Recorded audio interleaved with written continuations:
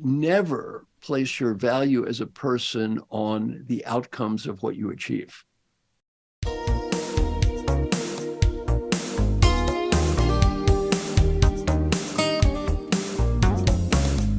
Welcome to the Excellent International Leadership Podcast.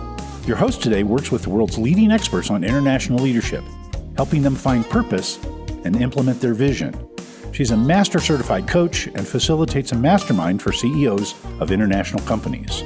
She's the author of 3 books and works with Nestle, Novartis, and even the United Nations. She's especially good at helping executives fast track to the C-suite. Welcome, Dr. Katrina Bruce. We all want to be happy, but don't always know how. What happens if you have achieved numerous accomplishments but still feel empty? Marshall Goldsmith, in his new book, Earned Life, addresses this issue. He combines aspiration, achievement, and enjoyment. Let's hear what he has to say. Welcome to the Excellent International Leadership Podcast. We are very pleased to have Marshall Goldsmith on our Excellent International Leadership Podcast. Welcome, Marshall. Thank you so much for inviting me. Yes, and you are the guru of coaching. So I will start right away with that. Why would you say that leaders absolutely need coaching? Even if they're very, very successful, because that's your point. The people I coach are incredibly successful people. So if you look at my books and see who endorses the books, these are people like the 5 CEOs of the year in the United States and the president of the World Bank and on and on. They're all very, very successful people. And I'm often asked, why do they want to have a coach? They're already successful. Why is the top 10 tennis players have a coach? They're already successful. Yeah, absolutely. One reason they're successful is they have a coach. The important thing is, I'm very proud of in coaching is I really worked hard in my career to make coaching about helping great people get better, not about fixing losers. So my whole brand is helping successful leaders. If you do a Google search for helping successful leaders, the first 500 references, 450 are about me, and the rest of the world is 50. I work very hard to pioneer this concept. And why do they need? Number one, the world changes. No matter how much you did yesterday, the world changes. And number 2, the new challenges come up. A very wise person wrote a book once called What Got You Here Won't Get You There. Exactly. Okay, so they need a coach.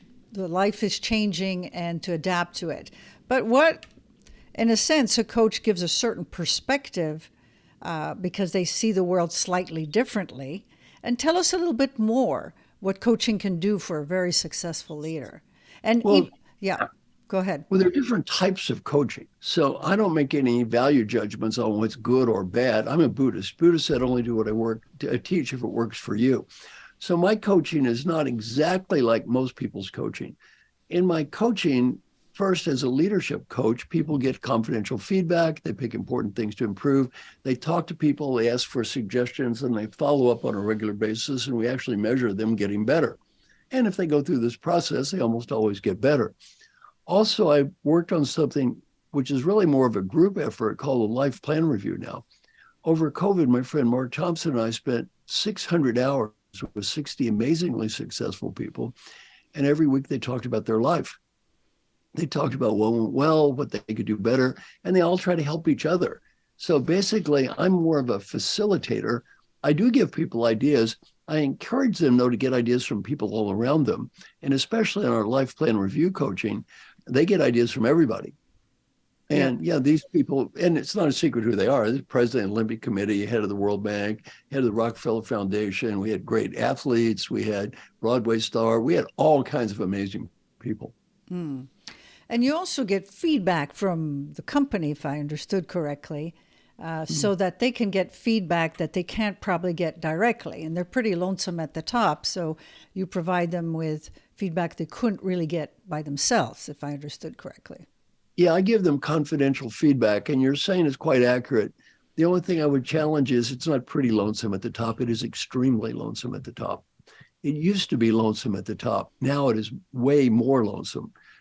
with social media, cancel culture, people are afraid to say anything.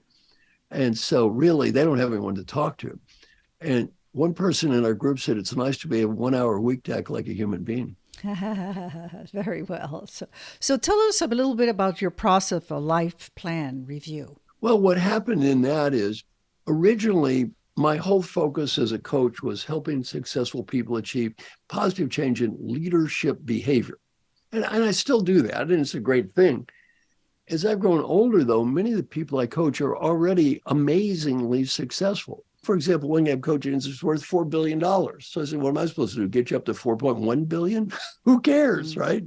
Now just try to help people also have a better life. People are already achieved so much, they don't need me to help them achieve something. Right. So there's two questions that come. First, how do you make sure that the behavior change exists with time? And second, what is the shift in the approach to make them have a better life? Well, those are two different questions. Let's do one at a time. Right. First, on the behavioral coaching question, it's very simple. We measure it.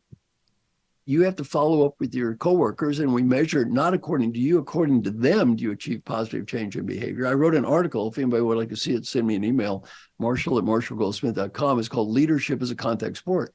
86,000 people in the article. If you do this stuff, it works. If you get feedback, you talk to people, you follow up, you can actually measure positive long-term change in behavior, not as judged by yourself, as judged by the important people in your life. So that I have a degree in math, so I'm very big on the concept of measurement. In the life plan review, it's a little bit different. In the life plan review, we have some people complete something called daily questions. So every day they evaluate themselves on questions that are most important in their lives, and they write their own question. And then every weekend they say, here's what I did well, here's what I can do better. Both processes involve something called feed forward, where you consistently ask people for ideas, you listen, you thank them, you don't judge the ideas, you don't promise to do everything, and you just follow up over and over and over again. So give us some examples of the questions you ask these leaders, or that they voluntarily create these questions. For example, one of the guys in the group is a funny story. His name is Pau Gasol. Pau is just a wonderful guy. He's a great basketball star. He played for the Los Angeles Lakers, won 2 world championships, and he's getting ready to try out for the Olympics. And at the time, he's 41, which is not easy. And he's in our group, and the one thing he picked to work on was being present with my wife, because, Pal's got plenty of money. He doesn't need money or status or any of that stuff. His wife said, look, this Olympic thing is a big hit for me. We're not getting paid any money for this, and good for you to say you've been 5 times to the Olympics and represent the country, but I don't even get to go. So I have one request, just when you're home, show up. When you're physically with me, be with me, don't get checked out. So he actually works on that. So one week he goes, how'd you do? Oh, not too good, right? And we talk about what happened, and he said, I was tired. I said, well, that's fascinating. You were tired. My son and I paid $1,000 each one night to watch you play in the World Championship against the Celtics.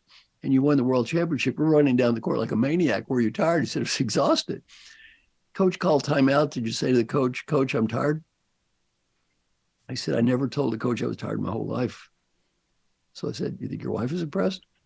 Well, half the stuff on the life planning review doesn't have anything to do with work. More than half of it is about home, how we treat people at home. It's for the people I coach at work, these are great professionals. Pau Gasol is playing basketball. He knows he's playing basketball. He's not checked out. You're checked out in the NBA, that's not a good thing. It's not good for anybody. You have to pay attention, right? If you're the CEO of a multi-billion-dollar company, you need to pay attention. You can't just sort of daydream. What happens, though, oftentimes when we go home, we lose that sense of professionalism and attention, and we just kind of check out with the kids, with the family, with the partner. And so a lot of what we work on in the life plan review isn't just at work. It's about how people act at home. Excellent. So to be better people with the people they care for. Exactly. Is there any other examples you can give where maybe they want to do charities or things like that? Oh, I do a lot of that. I do a lot of volunteer work. To me, my work with volunteers is exactly the same as my work with people for pay. It's absolutely no difference. I mean, they're leaders, they get feedback, I follow up. I've done tons. I was a CEO of the Year in the Red Cross one year. I've done volunteer work for the Girl Scouts, for the military. To me, that work is my job is virtually identical. Doesn't matter what country I'm in, doesn't matter what industry I'm in. I do the same thing. Works all around the world. Works in any kind of company, for profit, not for profit. To me, that's pretty irrelevant. So I just try to help leaders work in all kinds of companies. Mm-hmm. So you don't see any difference if you have a CEO from, let's say, Korean company that you coach? Not in my job. Yeah, because first... I coach the people in India. I've coached people from Korea. I've coached the people from Saudi Arabia. I've coached people from France, all around the world. My process is always the same. And guess what? It works. Yes, and it's documented, and I've got research. It works around the world. There's no country it doesn't work. So tell us a little bit more about your process. Well, the process of the behavioral coaching is called Stakeholder Centered Leadership. I think 4,000 people have been certified to do this. Thousands and thousands have used it. And so the essence of the process is first identify, let's imagine you're the future CEO, okay? And I'm hired to coach you. Now, number one, I only work with people that care. I make absolutely zero. People say, how to convince people to try to change if they don't want to? And the answer is, I don't. I don't work with people who don't care. They don't care. I don't care. They're adults, right? You're all successful. Nobody's dying here. You don't want change? Fine, don't. Just don't waste my time. So I only work with clients that care. I only work on behavioral issues. I don't work on strategic or functional issues. And I only work with people who are going to give it a chance. I don't work with people that are going to get fired anyway. I'm not in the fix the loser business. I'm in the help the winner business. So if they don't meet those criteria to start with, I don't work with them. Now they have to do what I say. If they don't do it, I'm not judging them. I just don't work with them. I see. So I'm going to quickly ask you a question. Written a book about managing brilliant jerks. So if you have a brilliant jerk that is the CEO of a company and the board has asked you, can you work with this person? And he feels like if he doesn't, he might lose his job. So how would you handle that? Just out of curiosity. Well, he has to do what I teach. Yeah. He has to get feedback. He has to apologize. He has to follow up. He has to talk with people over time. If he doesn't do it, it's fine. I just won't work with it. So how do I deal with it? I don't deal with it. Mm-hmm. See, I don't have to deal with it. I only deal with people who want to get better. If they don't want to get better, I'm not judging. It's good that somebody's dealing with it, just not me. I don't do that. I'm too old. So I interrupted you. Tell us a little bit about your process. Well, again, they get the feedback. Let's say you're the future CEO. Okay. Mm-hmm. And then I've been hired to help you. First, you and the CEO sit down. You tell me who are your key stakeholders. So we make a list, typically 18 or 20 people. I personally interview all 18 or 20 people and ask them 5 questions. What's this person doing well? What do they need to do better? What situations bring out the best, bring out the worst? And any ideas to help this person? I write a very long, detailed profile, which I've never seen anything like this before, typically. And I sit down with them and go over, here's what you're doing well, here's what you need to do better. They say, okay, I feel good about this. I want to do better at that. Then you would have to go back and talk to the CEO and get a sign off. CEO also agrees. Yeah, that makes sense. Or if you are the CEO, you have to go back to the board. Whoever it is, they got to go back to the next level up and get approval for everything I do. Once you get the sign off, then I say, okay, if she gets better at this stuff, judged by these people, is worth this money, yes or no? The answer is no, don't hire me. The answer is yes, you can't lose. She gets better, pay me. She doesn't get better, it's all free. Pretty simple. Then what happens is you get feedback, and then you have to apologize. You go back and say, here's my feedback overall. Thank you for participating. I feel good about this and this and this. And here's what I feel really good about. And thank you. I don't know who said what. Many people said good things. And here's what I want to improve. For example, I want to be a better listener. If I haven't listened to you or the people around you, I'm sorry. Please accept my apologies. There's no excuse. I'll apologize. They don't want to apologize. Fine. Don't work with me. And then they get input. They don't promise to do everything. They listen. They talk to me. They talk to each other. They follow up. They get better. I get paid. That's good. So you get paid only if they get better? Only if they get better. I don't get paid anything until the end of the project, 45 years. Wow. There's a great way to test if someone believes what they're saying. Ask them a question. Do you want to bet on it? do you want to bet on it? They say, oh, I believe it, but I don't want to bet on it. They don't actually believe it that much. They say, here's the money. They believe it. I bet on this every time. That's great. That's why I don't work with people who don't care, because you see, I'm not going to get paid. Yeah, right. Very good. Very good. Yep. Now, let's say, though, let's be perfectly fair to all the coaches who may be listening. I get a bunch of bonus cards most coaches don't get. Explain. Well, let's say you're the future CEO. The CEO knows who I am. They know my reputation. They know who I've worked with. The board of directors knows who I am. It's costing them a ton of money. I say, if you do what I tell you, I'll work with you. If you don't, it's okay. I'll just go back to the CEO and tell him I can't help you. I guess I just can't help you. You need a better coach. Oops. There really isn't a better coach, is there? It's your call. I don't care. You want me to go back to the CEO and tell him I'm not going to do this? It's fine. It's your choice. We're all adults here. Well, unless the person is an idiot, guess what? He'll do it. Absolutely. Get with the plan, Stan. I've only had one person say no, they wouldn't do it, and this person got fired. And, yeah, I can imagine. Idiot. Yeah, absolutely. So, okay, so you've been coaching these CEOs for a long, long time. Then before there was anything called coaching. Right. So when did you start? 45 years ago or so. Wow.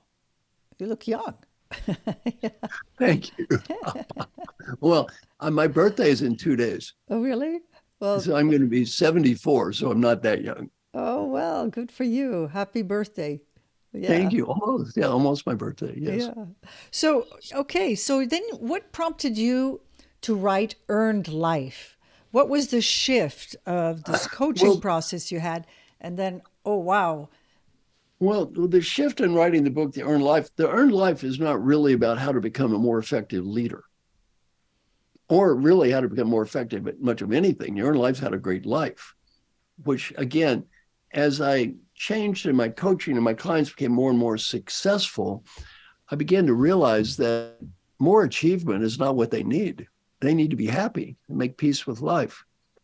And so one of the things I do in the book is I talk about our aspirations. They need some higher sense of purpose. Why am I doing this? Okay, I'm working 80 hours a week. That's nice. Is there a reason? So I need a higher aspiration, number one. Number two, our ambitions that are related to our achievements, that achievement needs to be connected to something higher. And number three, at the same time, you need to enjoy the process of doing it. You need to enjoy your life. And all of those three, to the degree they're aligned, I have higher aspiration. I'm doing something that's important and meaningful. I do achieve things, and I love doing it. You just won. And if you don't have those, you tend to lose. So you kind of need all three of those to be aligned. And a lot of great points. The people I coach, historically, most human beings are lost in the action phase of that model. They just live day-to-day lives. They do whatever in front of them. They're not lost in higher aspirations. They don't achieve that much. They're just living. And most of our ancestors were poor people. And that's what they did. They just lived. They didn't have any choice. Nothing wrong with that. That's most of the history of the world. Some people are stuck up in the aspiration phase, very lofty goals, dreams, all that. They never do anything, but they've got a lot of lofty ideas. The people I coach, in fact, the people listening to us right now, have neither one of those problems. The people I coach, their problem is addiction to achievement. They're fixated on achievement. And they have often a misguided belief that if I achieve more, followed by I will be happy, I will be at peace, my life will be good. If I only achieve more, make more money, do this, do that, get a PhD, achieve more, sell a best-selling book, blah, blah, blah, blah, blah.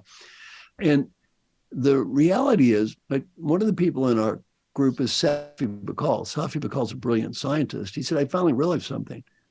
Happiness and achievement are independent variables. Achieve to achieve and be happy to be happy.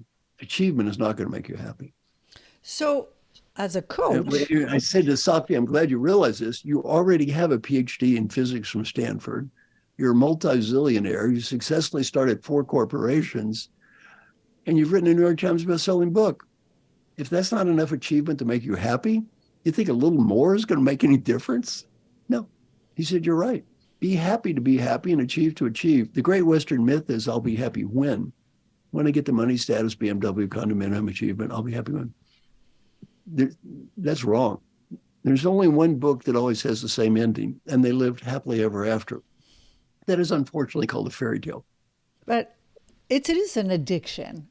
So Yeah, an addiction is very hard to let go of. right. So what's your process to help them let go? Well, the first thing about the process is there's nothing wrong with the achievement. I'm not saying they should stop trying to achieve. That's not going to happen anyway. On the other hand, never place your value as a person on the outcomes of what you achieve. Never place your value as a human on the outcomes of what you achieve for two reasons. Reason number one, you don't control the outcomes. The outcomes are many variables that you don't control. And number two, more important, what happens if you achieve? How long does that make you happy? A week? A day? A month? Not much. What do you have to do? More. I'm a Buddhist. The Buddhist phrase is called a hungry ghost. You're always eating, but you're never full. One of my coaching guys that talked about in the book is Albert Berla. Albert's a SEAL Pfizer. I called him a year or so ago. I said, Albert, how's it going? He said, oh, good year. Came with that vaccine, saved billionaire. Oh, good. Yeah. Corporate pride through the roof, employee engagement high, stock is an all-time high. He didn't say this, but he was CEO of the year in the United States. Oh, fantastic. I said, Albert, what's your challenge? He said, I have a huge challenge. Next year. If his value as a human being is he has to do better than last year, he'll never do better than last year. Michael Phelps, 25 gold medals, more than anyone in history. What do you think about doing after winning the 25th gold medal? Kill himself. Why? Achievement. Can't do anymore. Well, don't worship that God. Yes, but it's super hard to get them out of their addiction and into fulfillment. First of all, his body can't keep up with time. Right. Put on another challenge. Use the addictions to have something that's more fulfilling, more family-oriented. I don't know. I'm asking you. Well, the other thing is you're not going to be happier when you spend more time with the family. You're going to be happier when you do different work. The key to being happy is be happy. And you're not going to be happy when you do anything. There is no when. When I get to this place, everything will be okay. As if there's a when. There is no when. There is no place. Every day you take a breath and you start over. That's it.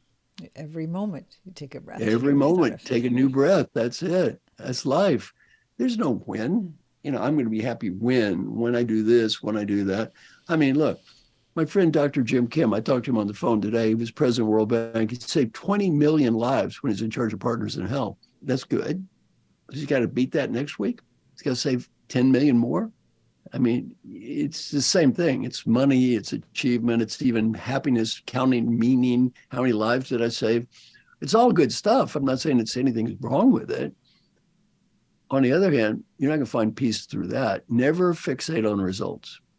They get endorphins from it. So don't you have some people that say, yeah, but this is what drives me. This is what motivates me. And you're asking me to be just average? Don't you get some of those reactions? Not at all. I'm not saying people shouldn't achieve results. I didn't say that. I just said, don't make your value as a human being based on results. And by the way, what I would say to such a person is, look, if you want to be miserable your whole life and achieve things, knock yourself out. I don't care. You're an adult. If you would prefer being miserable and dissatisfied your whole life, but you achieve a lot, make a lot of money, keep at it. Go ahead. It's okay. What was the trigger for you to write your last book, Earned Life? It was basically all of these 600 hours I spent with these 60 people over COVID and listening to them talk, listening to them talk about their lives and realize we're all humans. It doesn't matter how much you achieve. These people, if achievement would make you happy and find peace, right?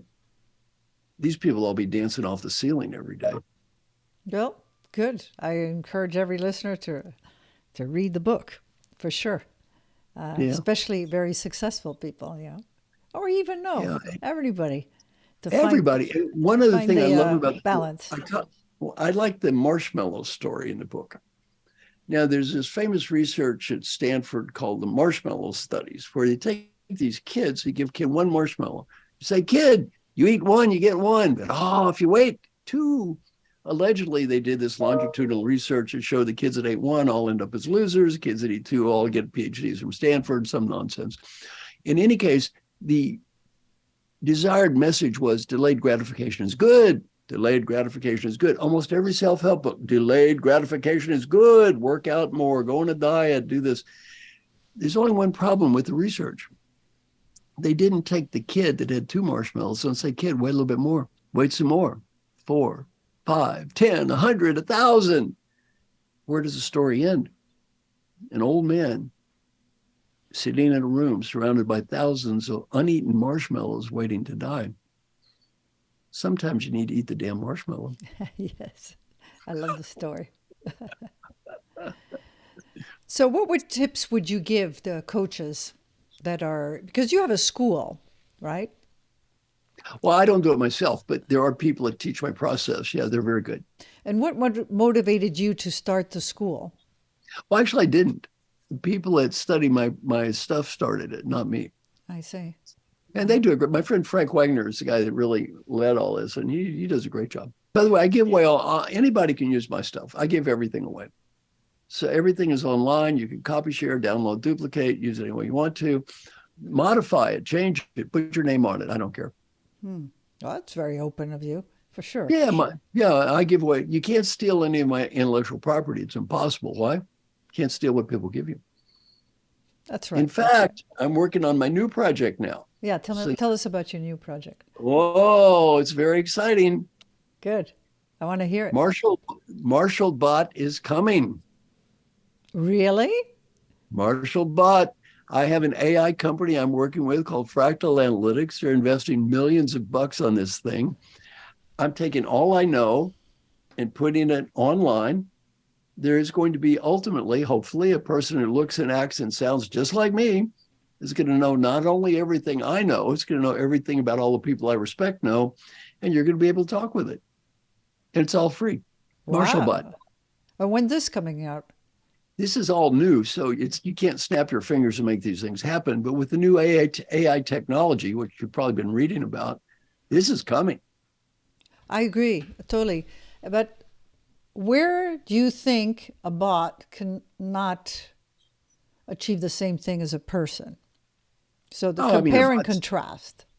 A bot's not a person. On the other hand, people that hire me as their coach are not going to be hiring a bot for free.